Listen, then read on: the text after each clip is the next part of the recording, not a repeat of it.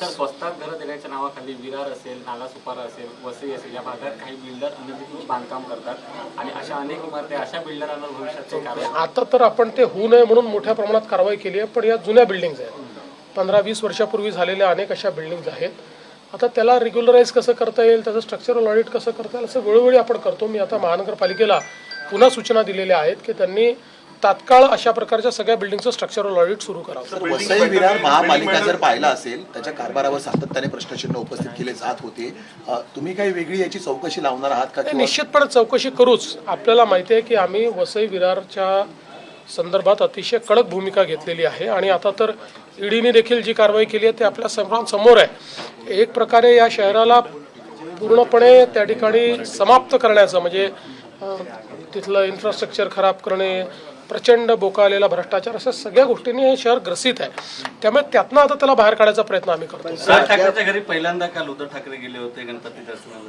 चांगली गोष्ट आहे, मला फार आनंद झाला ते गेले. सर मराठाचा देखील आंदोलन सुरू आहे.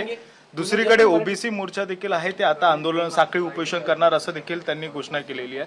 त्यामुळे दोन्ही समाजाला माझी विनंती आहे की शासन दोन्ही समाजाच्या हिताचा विचार करेल.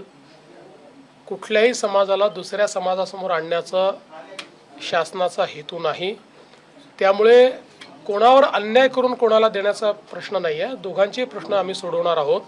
त्यामुळे ओबीसी समाजानेही हे लक्षात ठेवावं की कुठेही त्यांच्यावर अन्याय आम्ही होऊ देणार नाही आणि मराठा समाजाने हे लक्षात घ्यावं की आम्हीच सोडवल्यात सगळे प्रश्न, दुसरे कोणी सोडवलेत सांगावं कोणी सोडवलेले आहेत. मराठा समाजाचे प्रश्न आमच्या सरकारशिवाय म्हणजे मी मुख्यमंत्री असताना, शिंदेजी मुख्यमंत्री असताना तेव्हाच सुटल्यात, बाकी कधी सुटले प्रश्न आणि आम्हीच सोडवणार आहोत. ही आंदोलनं शमलेली आहेत. महाराष्ट्रातच मराठा आंदोलन नेमकं का उद्भवतं? मुळामध्ये ही जी सगळी आंदोलनं होती त्या लोकांना हे लक्षात आलं की EWS आल्यानंतर त्यांचा प्रश्न बऱ्यापैकी त्या ठिकाणी सुटलेला आहे. आपल्याकडे कदाचित ती EWS ची मानसिकता तयार झाली नाही आणि त्याच्यामुळे काही प्रश्न कॉम्प्लिकेटेड आहेत. पण आता आपण तोही प्रश्न सोडवलेला आहे. आपण आरक्षण दिलेलंच आहे आणि कोर्टात अजूनही ते टिकलेलं आहे.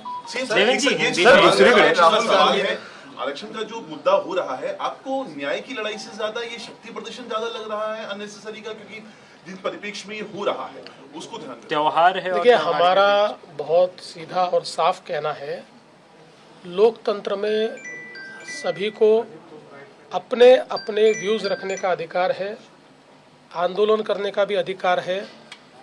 कोई भी आंदोलन जब तक डेमोक्रेटिक है, लोकतांत्रिक है, हमको उससे कोई शिकवा गिला नहीं है. हर लोकतांत्रिक आंदोलन के साथ हम लोग लोकतांत्रिक बर्ताव ही करेंगे और चर्चा के माध्यम से ही प्रश्न छुड़ाने का प्रयास करेंगे.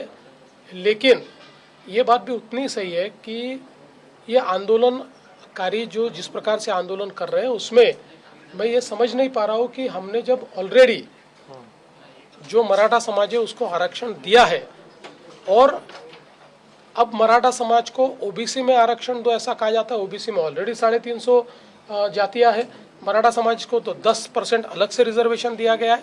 तो ठीक है, फिर भी सबकी बात समझ लेंगे. सर हेच मराठीमध्ये सांगा, ज्या पद्धतीने ओबीसी मध्ये बऱ्याच जाती आहेत आणि त्याच्यानंतर देखील मराठा पुन्हा एकदा ओबीसी मध्ये समाविष्ट करून घेण्यासाठी मागणी. असं आहे, पहिल्यांदा तर मी सांगतो की आता isakal.com आहे देशातील नंबर 1 ची मराठी न्यूज वेबसाईट. प्रत्येक अपडेटसाठी isakal.com ला नक्की भेट द्या.